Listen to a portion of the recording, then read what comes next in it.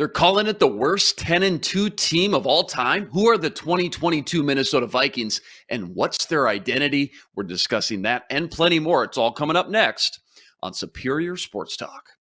Locked On Sports Minnesota Podcasts. It's endless Minnesota Vikings talk with the diverse voices of your local experts. Now it's Superior Sports Talk with KARE 11 sports anchor Reggie Wilson and Luke Inman. It's 30 minutes every day, and it's all the Minnesota sports you need. It's Superior Sports Talk, and it starts now.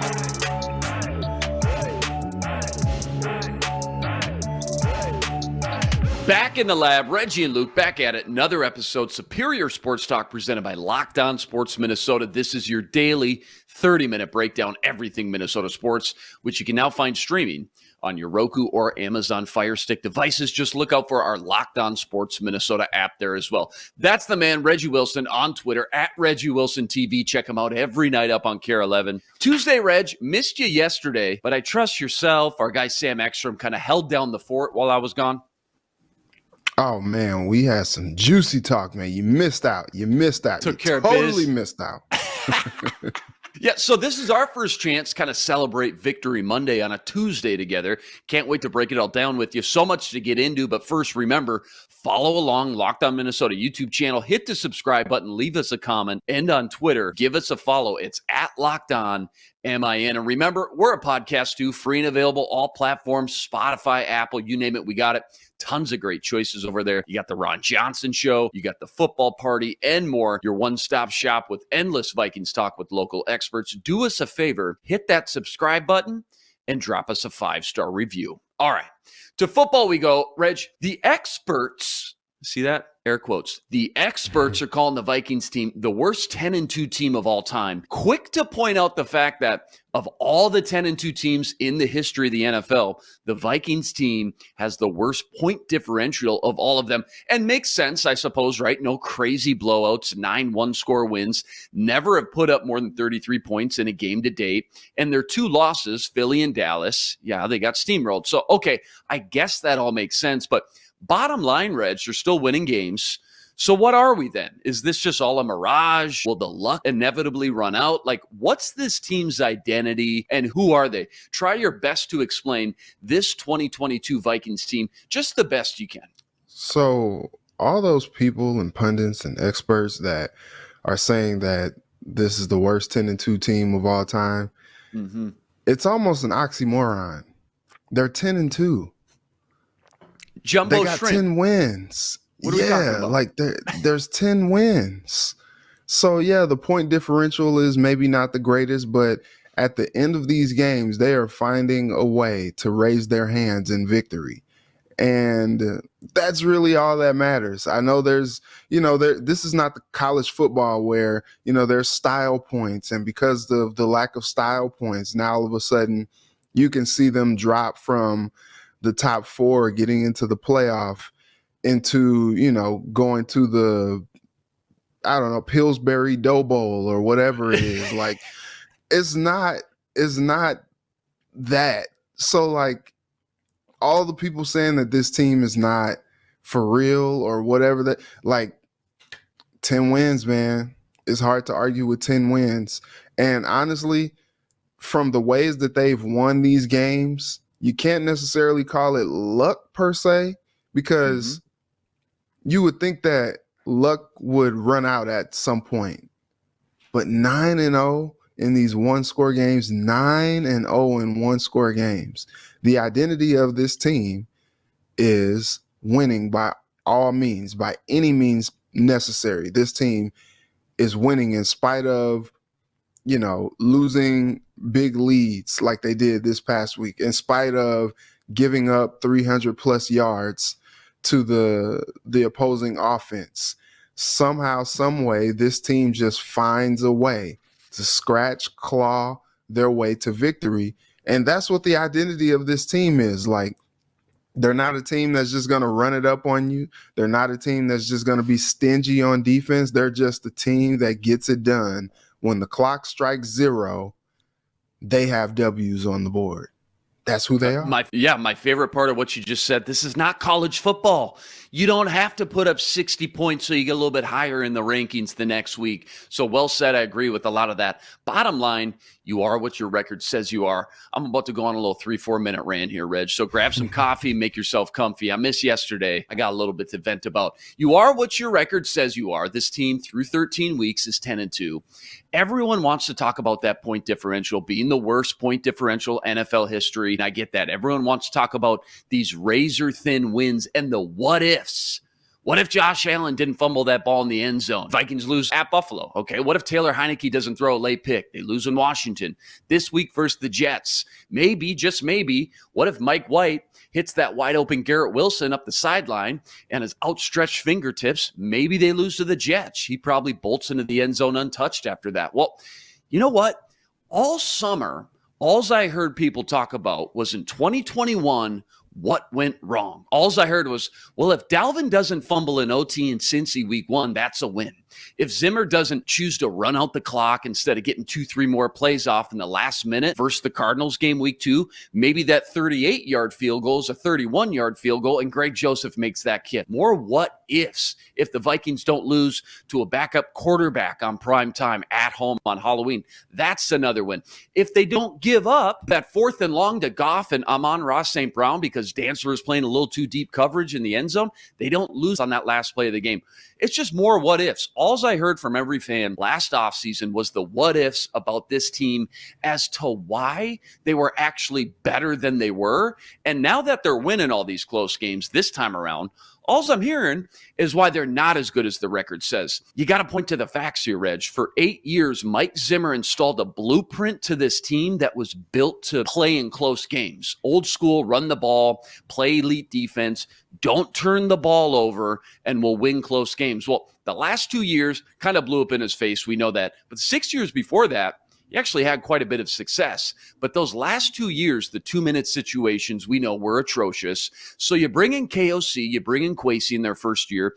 They inherit that same team that was built with that blueprint. And instead of doing the Chicago route, trying to tear the whole thing down and waste the last prime years of this kind of core foundational guys, Thielen, Kendricks, Harry, Za'Darius, Jordan Hicks, I could go on.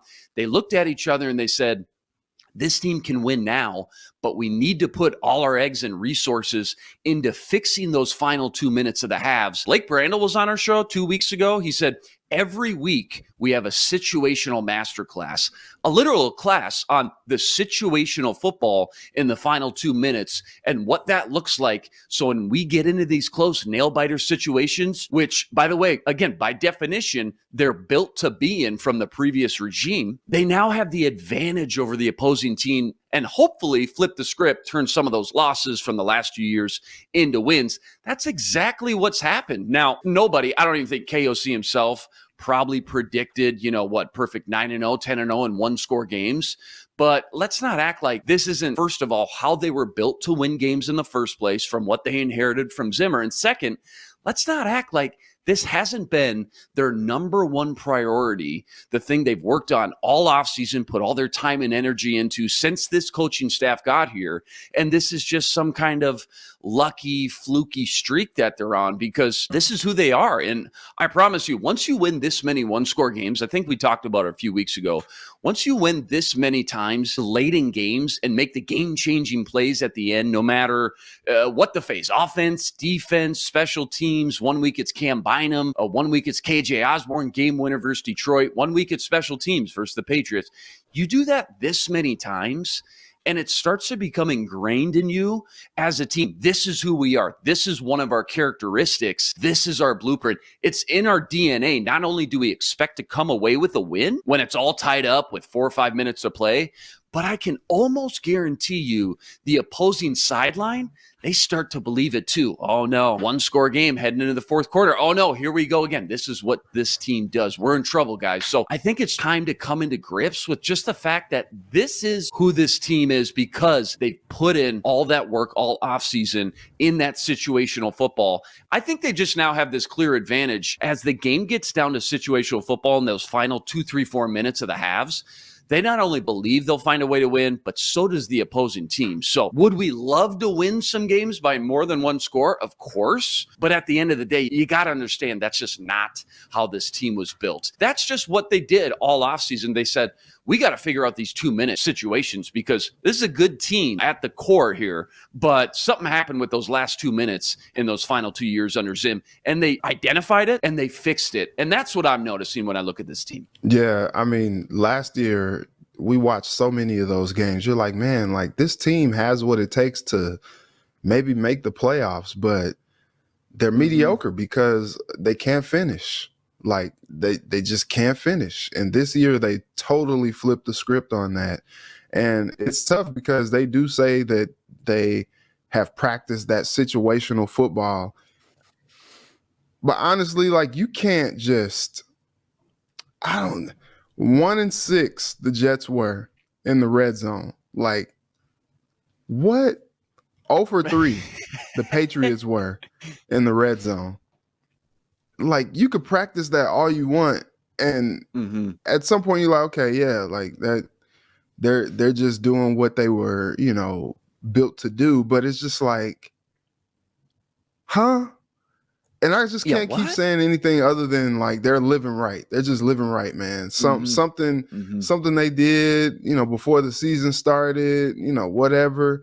I honestly think it's pretty interesting as well as far as them kind of fighting through all the attrition and still playing at a high level. Like when the next man up is called, they're just doing their job and they're still getting it done. And so I don't really know, I hear you and I think there's a lot to what you said, but something is they just got some magic this season. Cause like 9-0 in 1-score games, like you could play all those games and like it can't bounce your way every time, but it's happening every time. And it's just like, what is going on here?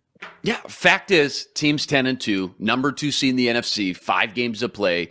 And for everything considered, I'd say it should give fans plenty to be happy about. So I guess I'm just kind of imploring people, enough with the what ifs. And for now, just this once, like just try to enjoy this season and the run they've been on, because 10-2, it just doesn't happen all that often in the NFL. Enjoy it for what it is, I guess, in the moment, because you never know when you'll be back again in this situation. No more what ifs. This is exactly how this team was built to win games. Even again, like you said, Reg, if they were to replay this and resimulate 9 of these games, they probably wouldn't get the ball to bounce their way every time.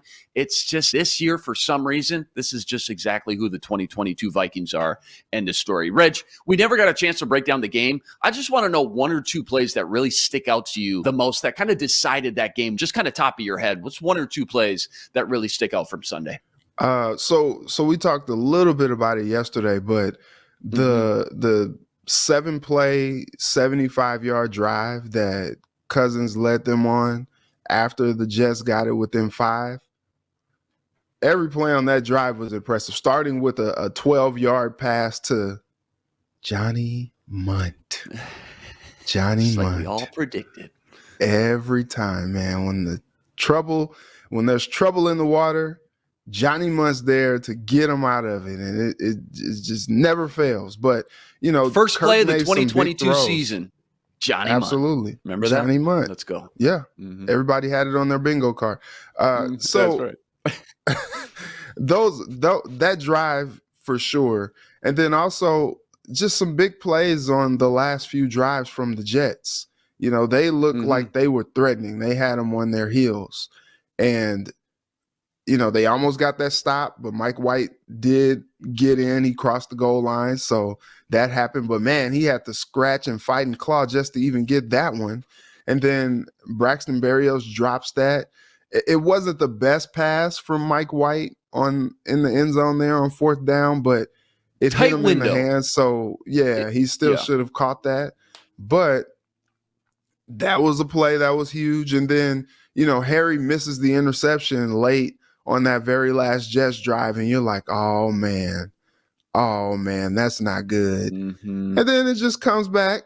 Cam Bynum snatches it, seals the game, He does the light skin face. They do the Soul Train line. Like those were some of the biggest plays to me of the game. And I don't know, just sitting there in the box every week, watching it unfold. I was there last year. It just did not break their way last year. This year, it is almost remarkable. It is incredible sitting up there watching. Like you sit there with the Doc Rivers stunned face. You're just like, It's my favorite. wow, like how is that happening? But it keeps happening every week. And it is I don't know. Sometimes these games leave me at a loss for words. I'm just sitting there stunned. And I'm like, oh shoot, I gotta go downstairs because we gotta talk to them about how the heck they just keep pulling these off. I was sitting one row in front of Cam Bynum's mom and grandma and Alexander Madison's family. Just super cool to see them and celebrate with them, turn around, give them some high fives. They were absolutely going nuts. But you mentioned the Berrios drop pass. Jordan Hicks, maybe he should have caught the pass, but Jordan Hicks made it as difficult as he should. I'll have to go back and watch the replay. I thought at least he made it as difficult as he should and maybe got a hand in there. And I just think Jordan Hicks in general, for whatever reason, takes a lot of heat for how productive he is. Minimum 10 plus tackles every game. Had some critical plays down late in games time and time again. The Washington game comes to mind too. Sunday late night game, 4th and goal, no different. Again, Braxton Berrios, not the easiest guy to defend. Quick, shifty, finds a little small crease, gets his hands on the go-ahead touchdown. I thought Jordan Hicks maybe got a hand in there, or at least made life very difficult. Just another huge play, though, to put on Hicks's resume. That was outstanding. I hope that one doesn't get glossed over as we look back again on the biggest plays of that game, because I thought that one was huge. All right, coming up next, we're breaking down the injury report real quick and the toughest game left on the schedule. But first, Vikings now 10-1 to win the Super Bowl. Vikings open this week versus the Lions, 1-point underdogs. Make sure to keep tabs all season long and check those odds out and more with BetOnline. BetOnline.net, fastest and easiest way to check in on all your betting needs. Find all your favorite sports and events at the #1 online source for odds, lines, and games. Stats, news, info, you want it, they got it. NFL, NHL, NBA, even MMA and UFC. BetOnline makes betting easy and is your #1 source for all your betting needs. Go to betonline.net today to learn more. That's betonline.net, where the game starts. Reg, this team's starting to feel the pain a little bit with some injuries. Which current injury worries you the most, big picture, like heading into the playoffs? And I guess which positions do you think they have the best depth and maybe the most worrisome depth to be concerned about come playoff time? I think the most worrisome depth is at cornerback. I know they were, happy and excited to try to get Cam Dantzler back, and they're optimistic on that. Man, they need him back in the worst way, but, there's going to be some acclimation period. He's coming off of a pretty gnarly injury, and so it's going to take a second for him to get up to speed. I do like, what Duke Shelley has done. Hats off to him. He just makes plays when he's in the game. Caleb Evans, he's out again with a concussion. He tweeted he's fine. He's going to be okay. But 2 concussions in 3 weeks, it's not the most promising. Same thing for Christian Darrisaw. They have some high hopes that he's going to come back and, it's going to be Darrisaw Island again. But he had 2 concussions in 2 weeks, and that's a little scary, especially when you get into the playoffs or you talk about getting towards the playoffs, playing some of these teams that are better, some of these teams that have a better pass rush. You like to have your future all-pro left tackle out there blocking for you. And so those are some of the ones that kind of give me pause. And, Blake Brandel has performed swimmingly for what he's been called to do. And KOC has done a good job of not putting guys on an island. Donatel has done a good job at not putting guys on an island, except for maybe like a guy like Duke Shelley. I feel like he's been on an island quite a bit when he's in that game, and he continues to just put the hand in there, big pass breakup when it matters. And so those are things that you look at and you're like, okay, you hope that they can kind of sustain this. I know some people were talking about maybe, Za'Darius Smith and his health. I know he's just kind of lumbering out there. Sometimes his knee is just kind of dragging on and he's just out there giving it everything he has. And so those are some of the positions that I think are a bit of a concern. They got to Mike White one time, and it was Patrick Jones. It wasn't Za'Darius or Daniil. They're getting pressure in there and making things difficult, but I guess it's good that they even have them down the stretch, and it's a good shout out to the sports science team and the guy they brought over from the Rams that KOC brought in with him. Dalvin's been largely available and healthy. We haven't seen him play a full 16, 17 game stretch in his career yet. He's trending towards that. Knock on wood, I don't want to mess anything up, but there's been some attrition, but honestly, it hasn't hit the Vikings like it's hit some of these other teams. They are still largely healthy as a football team. I got to talk to Blake Brandel after the game, just real quickly, said, hey, how you feeling? Said, well, we really enjoyed that mini bye that we got, obviously beat the Patriots and then get a couple extra days rest. I said, what was the message in the locker room? I mean, pretty much KOC said, congrats, Scott. You just went 4-0 versus the AFC East. Pat yourselves on the back. And then I said, what do you think? You got one more week in you? You get to start next? He said, just give me one of these. Probably not. Sounds like Darius should be back, barring any type of setback, which you never know with concussions. You got to be awfully delicate about. But sounds like we should assume that Darius could be back next week, which would be great. Last one here. Which remaining game on the schedule worries you the most, or do you think will be just the most difficult to come away with a win? Because if you remember a couple of weeks ago, I posed this question, and we kind of assumed from here on out we would be favored in every game. Now, all of a sudden, you're not only not favored versus the Lions, but I look at those last two games, division games on the road, in the cold, outdoors, at Lambeau, at Soldier Field. Is Justin Fields still playing? Is he still red hot? Is the Packers still playing for that last playoff spot? Because if so, that means they're red hot going into that game too. So not only not favored this week, then you got the Colts and Giants at home, but those last two division games, pending where those teams are at the time, those could be tough ones as well. What do you think? Not necessarily worried about the Bears. I think you've seen it. Justin Fields gives them a great chance to be competitive in these games, but they're not winning any of these games. So, God bless them on that front. Maybe next year they'll actually start to win some of these games and not waste his performances. The Packers, they're cooked. I think it's going to be competitive because anytime Aaron Rodgers plays and it's the Packers, it's always going to be competitive. And this iteration of the Vikings team just plays every team close. So that's what we're going to see. I think the toughest game remaining on their schedule, well, I'll give it two. Because of the run the Lions are on, I'd say that game is going to be tough. They're playing much better defense, and the offense is playing much better as well. That two-headed monster of Swift and Jamal Williams is scary hours right now. Jamal Williams, I believe, leads the league in touchdowns by running backs this year. He's been a monster. And so that's a scary game. And then also the Giants. The Giants still have a lot to play for. The Giants are still fighting for playoff position right now. And technically, I guess still alive for the division crown as well if the Eagles stub their toe. And so they're play still the Eagles a good twice football still team. head to head. Yeah. If they can sweep the Eagles, watch out. Yeah.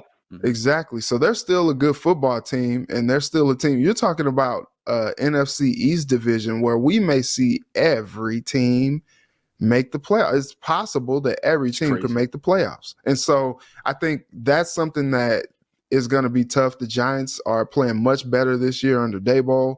I do think it's a winnable game just because Daniel Jones is their quarterback, and I just don't know how much I believe in him. But they play everybody tough, and so it's going to be a really tough matchup for them when they play the Giants. What is that, on Christmas Eve? Yeah, very similar blueprint. Again, not built to blow anybody out, but just built with that old school toughness, win those close games on the ground with good defense. Hey, tune in tomorrow. We're going to talk about these defensive woes a little bit. Is it Donatel's scheme or just the player personnel? Plus, why the 5-7 Lions are favored versus the 10-2 Vikings. We're going to try to figure out that one as well. But that's a wrap today. Remember, like, rate, review, and subscribe to the YouTube channel. Join us every day for another episode with your 30-minute breakdown of everything Minnesota sports. That's the man, Reggie Wilson. Check him out on Twitter at Reggie Wilson TV and every night up on KARE11. Luke Inman on Twitter at Luke_Spinman. Special thanks to our producer, Matt DeBritz. We're back tomorrow with another episode of Superior Sports Talk, part of Locked On Sports Minnesota. For Reggie, I'm Luke. Until tomorrow, signing out. Be blessed. Spread love today.